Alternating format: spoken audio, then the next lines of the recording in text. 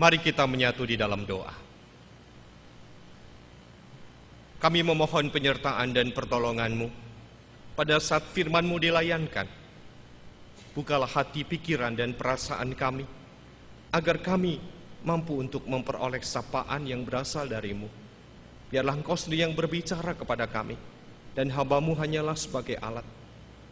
Hamba-Mu boleh mendengar bersama dengan setiap orang yang mendengar akan sapaan-Mu. Roh Kudus-Mu hadir bersama kami, memampukan kami mengerti, memampukan kami berproses dalam hidup yang kami jalani. Kami berdoa di dalam nama Tuhan kami Yesus Kristus. Amin. Injil Yesus Kristus menurut Lukas dalam pasal yang ke-10, ayat 25 sampai dengan ayat 37. Injil Yesus Kristus menurut Lukas pasal 10 ayat 25 sampai 37. Bagian Injil ini mengisahkan bagaimana perbuatan yang diajarkan oleh Yesus tentang sesama manusia. Pada suatu kali berdirilah seorang ahli Taurat untuk mencobai Yesus, katanya, "Guru, apa yang harus kuperbuat untuk memperoleh hidup yang kekal?" Jawab Yesus kepadanya, "Apa yang tertulis dalam hukum Taurat? Apa yang kau baca di sana?" Jawab orang itu, "Kasihilah Tuhan Allahmu dengan segenap hatimu dan dengan segenap jiwamu, dan dengan segenap kekuatanmu dan dengan segenap akal budimu. Dan kasihilah sesamamu manusia seperti dirinya sendiri." Kata Yesus kepadanya, "Jawabmu itu benar, perbuatlah demikian, maka engkau akan hidup." Tetapi untuk membenarkan dirinya, orang itu berkata kepada Yesus, "Dan siapakah sesamaku manusia?" Jawab Yesus, "Adalah seorang yang turun dari Yerusalem ke Yeriko.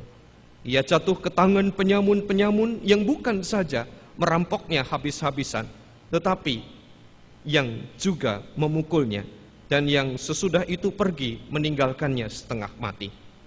Kebetulan ada seorang imam turun melalui jalan itu. Ia melihat orang itu, tetapi ia melewatinya dari seberang jalan. Demikian juga seorang Lewi datang ke tempat itu.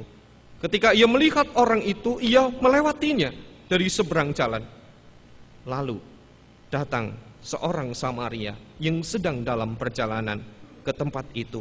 Dan ketika ia melihat orang itu, tergeraklah hatinya oleh belas kasihan. Ia pergi kepadanya, lalu membalut luka-lukanya. Sesudah ia menyiraminya dengan minyak dan anggur. Kemudian ia menaikkan orang itu ke atas keledai tunggangannya sendiri, lalu membawanya ke tempat penginapan dan merawatnya. Keesokan harinya, ia menyerahkan 2 dinar kepada pemilik penginapan itu, katanya, "Rawatlah dia, dan jika kau belanjakan lebih dari ini, aku akan menggantinya waktu aku kembali." Ayat 36 dan 37 kita membaca bersama-sama. "Siapakah di antara ketiga orang ini, menurut pendapatmu, adalah sesama manusia dari orang yang jatuh ke tangan penyamun itu?" Jawab orang itu, "Orang yang telah menunjukkan belas kasihan kepadanya." Kata Yesus kepadanya, "Pergilah dan perbuatlah demikian." Demikianlah Injil Yesus Kristus. Berbahagialah setiap orang yang mendengar firman Tuhan serta memeliharanya. Haleluya. Haleluya. Haleluya. Haleluya.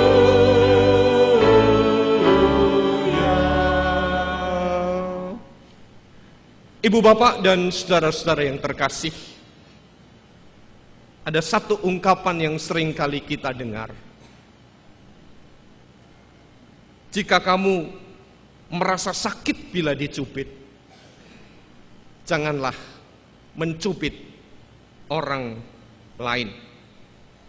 Karena cubitan akan menimbulkan rasa tidak enak, tidak nyaman, bahkan menimbulkan luka bagi orang yang bersangkutan. Beberapa saat terakhir ini, sekitar 1,5 bulan sebelum saudara-saudara kita kaum muslim menjalankan puasa, ibu bapak dan saudara-saudari barangkali mengetahui, mendengar melalui media ada seorang guru yang dipenjarakan gara-gara mencubit muridnya. Dan peristiwa ini terjadi di Sidoarjo. Mengapa si guru ini sampai diperkarakan secara hukum, ibu bapak dan saudara? Karena ternyata si guru ini mencubit muridnya pada saat si murid tidak mau melakukan tugas yang harus dijalani. Tanpa ada pembicaraan apapun, si murid melaporkan kepada orang tuanya, dan tanpa kompromi orang tuanya membawa ke ranah hukum, dipolisikan dan diperkarakan. Hal yang wajar pada zaman yang lalu. Bila guru memukul, bila guru menjewer, bila guru melakukan dengan penggaris dan lain-lainnya. Namun bagi zaman sekarang ini, ibu bapak, segala sesuatu dipersoalkan dan dihubungkan dengan hak asasi manusia. Terlebih, si orang tua ini memiliki kelebihan dari si guru. Secara materi, ia kaya. Ia punya kedudukan. Si guru yang mencubit muridnya merasa benar dan merasa bertanggung jawab. Karena itu ada di area sekolah. Dan ia berhak untuk mengingatkan. Namun, persoalan yang kecil ini berdampak. Lalu, bagaimana kita mengartikan sesungguhnya siapa sesama kita? Dan ternyata menjadi sesama itu bukan perkara yang mudah untuk kita perjuangkan. Salah satu ketidakmampuan kita menempatkan orang lain sebagai sesama kita. Karena kita merasa diri lebih unggul, merasa diri lebih baik, merasa diri punya kedudukan, merasa diri punya jabatan bergolongan tinggi dan apapun yang dianggap berbeda oleh dirinya ketimbang orang lain. Ibu bapak dan saudara-saudari, kedatangan seorang ahli Taurat kepada Yesus tentu bukan tanpa pengetahuan dan tanpa pengalaman. Sebagai seorang pemimpin agama dan seorang tokoh masyarakat, sudah dipastikan ia hafal betul dengan ajaran yang melekat dalam kehidupan sehari-hari. Apa yang diajarkan, apa yang sering kali dikumandangkan. Mengapa? Sebagai seorang pengajar dia harus bertanya kepada Yesus, selain untuk mencobai Yesus yang dijumpai.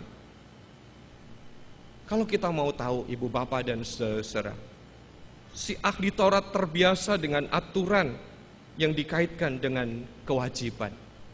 Dan yang dilakukan selalu dihubungkan dengan logika, dengan tujuan dan batasan menurut ukuran-ukuran tertentu. Lepas dari apapun tujuan dengan pertanyaan yang mau menjatuhkan, dengan bijak Yesus menjawab disertai dengan uraian yang mudah untuk dimengerti. Bagi orang Yahudi, terlebih seorang pemimpin agama, apa yang menjadi 10 perintah Allah yang menjadi aturan di dalam hidup sehari-hari diringkaskan secara praktis dalam 2 bentuk aturan. Mengasihi Tuhan Allah yang berkait erat dengan hukum yang pertama sampai keempat, dan mengasihi sesama dari hukum yang kelima sampai dengan yang keenam. Dan itu mereka tahu, termasuk si ahli Taurat ini. Namun Si ahli Taurat itu bertanya, lalu siapa yang dimaksud dengan sesamaku? Kisah orang Samaria yang murah hati adalah bagian penting dalam menjelaskan kepada si penanya dan siapapun yang mempertanyakan pergumulan yang berhubungan dengan kehidupan sehari-hari dalam masyarakat Yahudi. Ibu bapak, apa yang dikisahkan oleh Yesus, rute perjalanan dari kota suci Yerusalem yang terletak di atas, di tempat yang tinggi, menuju ke Yeriko, itu melalui jalan yang berbahaya. Selain medan yang mengerikan, juga di sana menjadi tempat persembunyian bagi perampok untuk membegal, mengambil barang siapapun orang yang melalui jalan itu. Oleh karena itu, biasanya orang akan berjalan berombongan bersama dengan beberapa orang menjadi satu kelompok, baik menuju ke Yerusalem maupun menuju ke kota Yeriko. Mereka semua harus berhati-hati dan menjaga diri karena sewaktu-waktu dapat disergap, diambil harta, dan tidak jarang juga dihabisi nyawanya.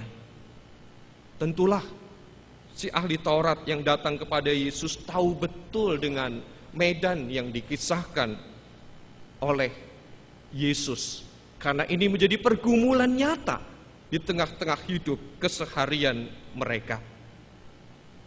Ibu bapak dan saudara, Yesus menjelaskan pengajaran secara gamblang kepadanya. Bukan sekedar teori yang dengan mudah dihafal, yang dengan gampang dibaca, yang diperdengarkan. Namun menurut Yesus, ajaran yang harus dilakukan, yang disertai dengan perbuatan, bukan sekedar kewajiban. Karena kewajiban seringkali dilakukan dengan bersungut-sungut, dengan keterpaksaan, dan tanpa ketulusan hati. Kita datang kepada Tuhan pada hari Minggu ini bukan karena kewajiban, ibu bapak. Karena bisa saja kalau kita hanya menilai sekedar kewajiban, kita bisa menjadi terpaksa, ya karena saya menjalankan tugas, menjalankan rutinitas pada hari ini. Namun sesungguhnya apa yang kita lakukan pada hari ini selain karena panggilan Tuhan, juga adanya kesadaran yang muncul dari diri kita, yang menjadikan kita melakukan dan mengikuti pelayanan ini dalam kebaktian minggu ini dengan sukacita.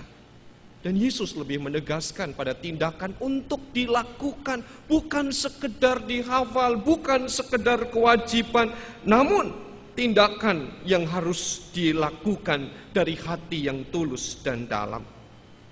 Dimunculkanlah 3 tokoh yang dikusahkan di dalam apa yang disampaikan Yesus. Dan tokoh-tokoh itu tidak asing bagi masyarakat Yahudi, termasuk diri si penanya. Siapa mereka?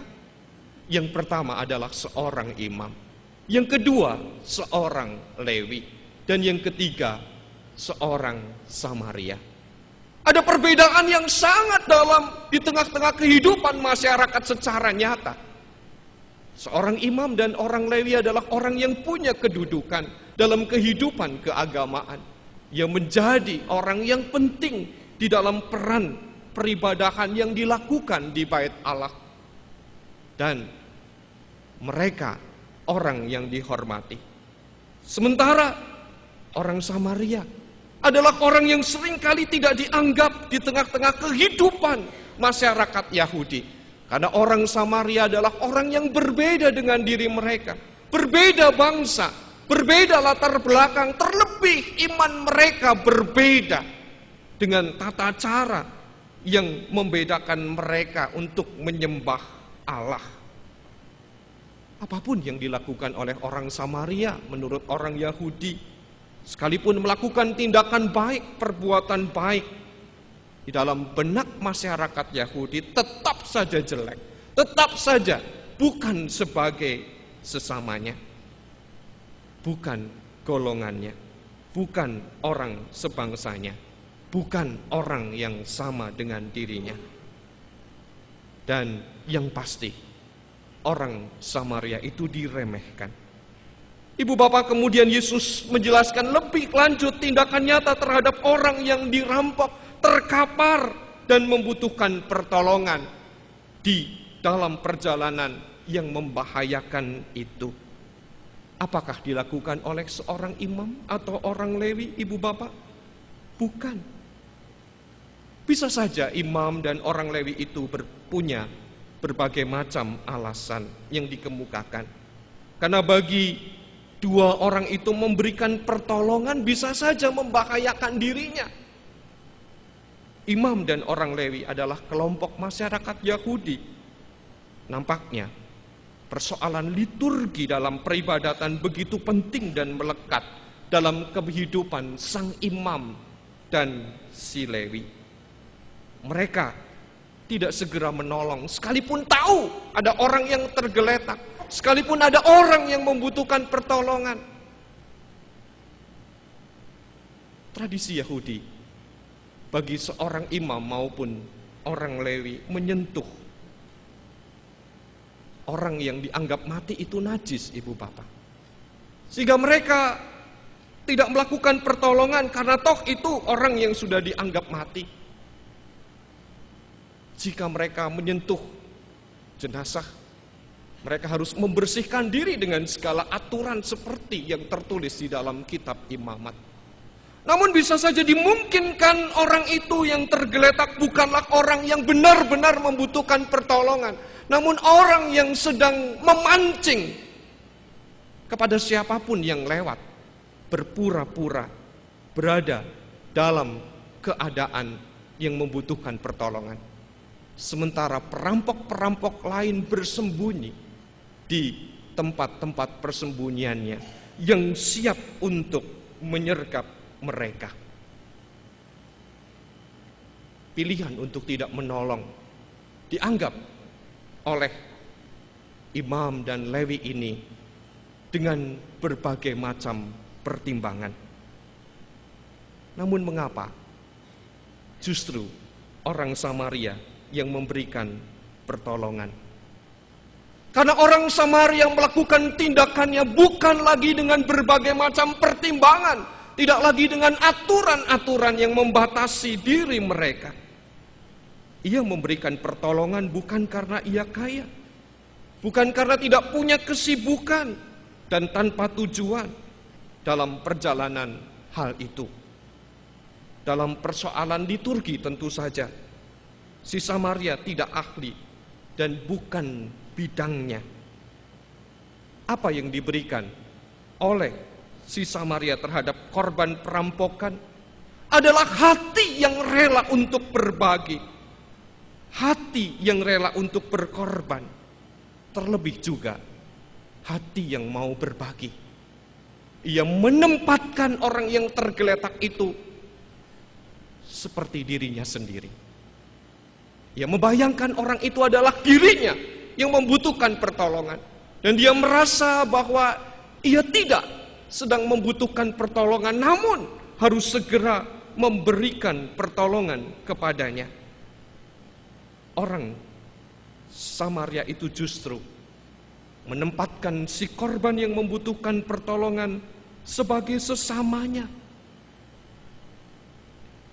Bukan sekedar berbela rasa, ibu bapak dan saudara-saudara, namun melakukan tindakan yang semuanya dilakukan tanpa pamrih, tanpa ada keinginan untuk mendapatkan imbalan, tanpa ada pemikiran-pemikiran yang lain.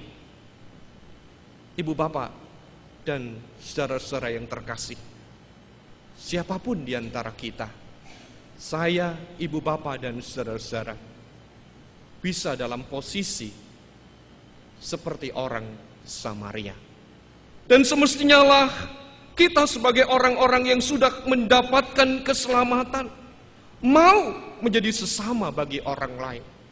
Sekalipun ada kalanya kita tidak diperhitungkan, kita tidak dinilai karena iman yang kita miliki.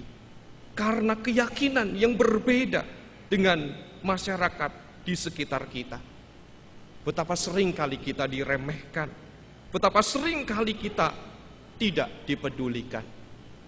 Apapun yang dilakukan oleh orang-orang yang tidak menyenangi kita, biarlah mereka melakukannya. Tetapi toh kita tetap memiliki Yesus Kristus yang mengajarkan kita untuk melakukan tindakan dalam kepedulian dengan kasih. Sebagai gereja, saya, ibu bapak dipanggil menempatkan orang lain sebagai sesama kita tanpa memandang siapa mereka. Namun kita harus tetap memiliki keyakinan kita dengan apa yang kita miliki, yaitu iman kepada Yesus Kristus. Kita tidak boleh memandang remeh terhadap orang yang berbeda denominasi dengan kita, karena cara peribadatan yang berbeda. Kita tidak boleh memandang remeh terhadap saudara-saudara kita yang berbeda keyakinan. Kita tidak boleh merendahkan mereka yang berbeda suku, etnis, maupun bangsa. Dan apakah benar kita sudah menjadi sesama bagi orang lain? Dalam perjumpaan antara pemuda GKI Kebayoran Baru dengan mahasiswa Universitas Kristen Indonesia yang bertempat tinggal di asrama Yap Tiam Hin, kemarin sore sampai malam kami melakukan acara bersama-sama, kita pemuda GKI Kebayoran Baru dengan mereka. Dan kami bersama-sama menonton sebuah film yang tidak asing bagi kita, yang sempat dinominasikan dalam Piala Oscar tahun 2008, yaitu film Denias. Ibu bapak, film Denias ini mengangkat kisah seorang anak Papua yang tinggal di pedalaman, yang berjuang untuk bisa sekolah karena tidak ada sekolah di kampungnya, dan hanya ada guru yang datang dari Jawa, dan ternyata guru itu meninggalkan kampung itu. Namun keinginan Denias begitu kuat sekali untuk pergi ke sekolah. Dan yang sangat memprihatinkan, ada kesenjangan yang sangat-sangat dalam, di mana bumi Papua itu menghasilkan miliaran dolar karena emas yang ditambang oleh mereka. Dan di kota dekat tambang itu ada sekolah yang sangat bagus. Denias ingin berusaha masuk ke sekolah itu dan berjuang untuk menjadi murid di sana. Namun apa yang terjadi, ibu bapak? Ketika ia datang kepada ibu gembala, datang melalui gereja, yang notabene sekolah itu adalah yayasan dari gereja. Betapa sulitnya ternyata menempatkan seorang yang berbeda status sosial ke sekolah itu. Karena menurut anak-anak di sekolah itu pun, dan menurut orang-orang di yayasan yang notabene adalah orang-orang Kristen dan bagian dari gereja, menempatkan anak-anak dari suku pedalaman itu tidak selayaknya untuk bisa masuk ke sekolah itu. Dan inilah kritik film itu terhadap kita. Saya, ibu bapak, yang seringkali mengumandangkan kasih, yang seringkali melakukan apa yang kita perjuangkan untuk mewujudkan sesama kita sebagai orang-orang yang semestinya ada di dalam kehidupan kita. Betapa seringkali kita memisahkan kehidupan ritual kita dalam keyakinan iman kita antara perayaan ibadah dengan ibadah yang kita wujudkan. Ada begitu banyak orang di sekitar lingkungan GKI Kebayoran Baru ini yang perlu kita sapa. Siapa mereka? Tukang parkir. Apakah kita sudah memberikan uang parkir kita dengan layak kepada mereka. Atau ya cukuplah 2.000 saja untuk mereka, toh mereka juga tidak memberikan karcis parkirnya. Atau kita menawar terlalu murah kepada para pedagang yang ada di sekitar kita. Adakah kita menempatkan mereka yang ada di dekat kita, ibu bapak dan saudara-saudara, untuk kita hargai sebagai sesama kita? Memberikan senyum, memberikan sapaan, dan mendoakan mereka adalah bagian yang semestinya kita lakukan dari gereja ini, yaitu saya, ibu bapak, dan saudara-saudari. Dalam bulan kesaksian dan pelayanan ini, gereja memang telah melakukan, khususnya GKI Kebayoran Baru, yang sebenarnya adalah kita semestinya juga peduli terhadap orang-orang yang membutuhkan, tanpa mereka mengajukan proposal, tanpa mereka mengirimkan surat. Melalui pribadi-pribadi kita, justru kita menempatkan sesama kita, orang-orang yang memerlukan perhatian, sebagai saudara bagi kita. Ibu bapak, ada sebuah tayangan yang akan mengisahkan kepada kita tentang apa yang GKI Kebayoran Baru ini sudah lakukan. Dan barangkali tayangan ini hanyalah salah satu bentuk dari sekian banyak upaya yang telah kita wujudkan. Matahari terbit di Pulau Timor, di Provinsi Nusa Tenggara Timur, Kabupaten Timor Tengah Utara. Disinilah Tuhan menempatkan umat ciptaannya menjalani kehidupan.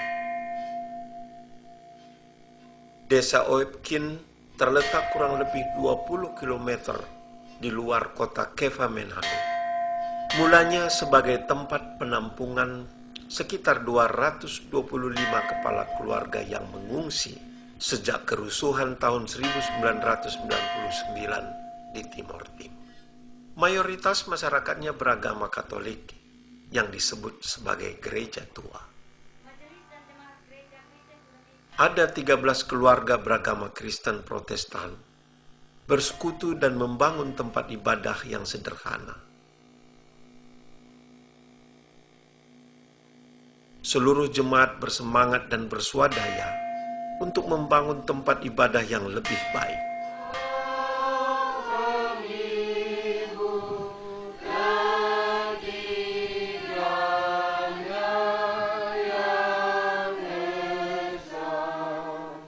Kehadiran kita itu membawa damai sejahtera. Untuk mendapatkan dukungan dari luar, mereka hanya mengandalkan doa, supaya ada orang datang ke desa mereka yang masih terpencil.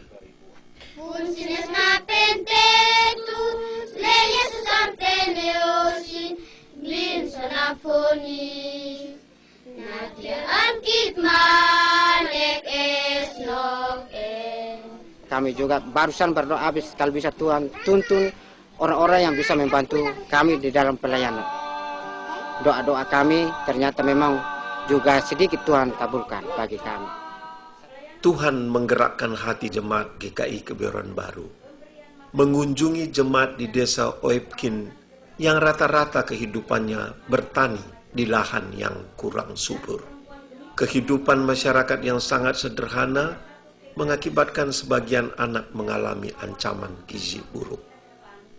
Dalam rangkaian kegiatan bulan kesaksian dan pelayanan 2008, GKI Kebayoran Baru mendukung 13 keluarga jemaat Gemit menjadi sesama untuk orang lain. Inilah semangatnya mengadakan kegiatan bersama masyarakat, memberi pelayanan kepada anak-anak. Pertemuan ini tidak berakhir hari ini, tetapi menjadi titik yang pertama untuk selanjutnya.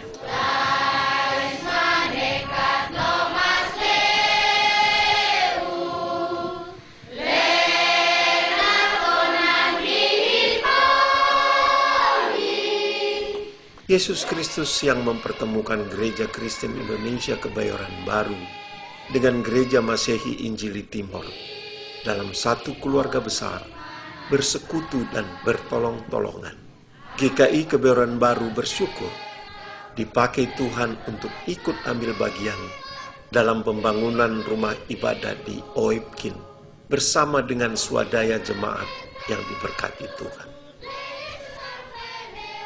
Mendukung peningkatan ekonomi keluarga, Pasutri Komisi Dewasa GKI Kebayoran Baru memberikan anakan babi kepada 13 kepala keluarga. Mereka menyebutnya babi gereja. Merasakan bagaimana pertolongan Tuhan nyata. Dengan penuh sukacita, mereka memeliharanya. Kami sendiri jemaat Oipkin hanya 13 kakak untuk membangun sebuah gedung ini kami tidak mampu. Tetapi kami hanya lewat doa saja. Mungkin pergumulan kami ke 13 kakak ini. Kami tidak punya apa-apa untuk bayar tukang dari luar. Nah, saya sebagai penanggung jawab dan saya sendiri langsung pasang tembok dari awal sampai selesai. Dengan bantuan dari GKI, sekarang kami juga rasakan dan kami mau Natal awal. Sekarang kami sudah punya gedung, maka kami siap untuk Natal awal untuk kami di jemaat Oipkin ke-13 KKI. Walaupun Natal kami sederhana, tetapi kami bersukacita dan kami bergembira untuk di masa depan kami, iman kami tetap teguh dan tetap setia. Apapun yang kita sudah pernah bersama-sama saling membantu, terutama dari GKI membantu kami di sini adalah bagian dari pemberitaan, bagian juga dari kesaksian ya, jemaat-jemaat di GKI Kebayoran Baru untuk kami yang ada di Oipkin. Kami juga merasa bangga dan kami bersyukur karena lewat kuasa Tuhan sehingga biar dari jauh juga bisa dapat bertemu dengan kami di sini dengan baik. Itu karena kuasa Tuhan.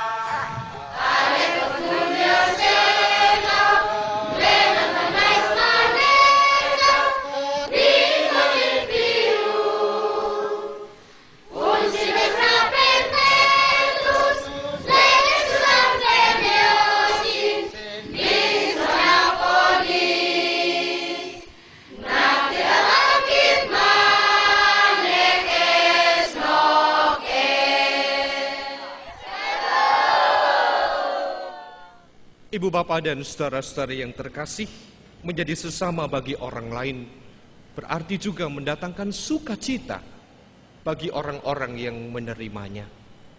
Kalau gereja ini telah melakukan tindakan itu, gereja ini juga adalah saya, ibu bapak dan saudara-saudara. Mari kita wujudkan tindakan nyata terhadap orang-orang yang dekat dengan kita melalui pribadi-pribadi kita masing-masing. Amin.